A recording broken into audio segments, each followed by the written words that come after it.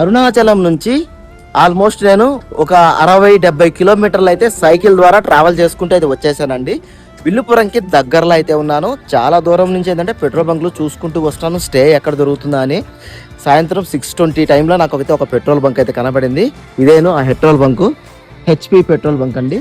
ఇక్కడికి వచ్చి ఈరోజు నైట్ నేను ఇక్కడ స్టే చేస్తానని చెప్పి వాళ్ళు రిక్వెస్ట్ చేసుకున్నాను అండి. వాళ్ళ సార్ ఎవరో పర్మిషన్ కావాలంట, వాళ్ళ సార్ పర్మిషన్ కోసం అయితే కాల్ చేస్తున్నారు. పర్మిషన్ కానీ వచ్చిందంటే ఈ రోజు నైట్ నేను ఇక్కడే స్టే చేస్తాను. ఇన్ కేసు వాళ్ళు కానీ పర్మిషన్ ఇవ్వలేదంటే ఇంకంతా అదేను. దీని తర్వాత ఇంకా ఏ పెట్రోల్ బంక్ ఉంది, ఎంత దూరం ఉంది అయితే ఎగ్జాక్ట్గా అయితే నాకు తెలియదు, చూసుకుంటూ వెళ్ళడమే.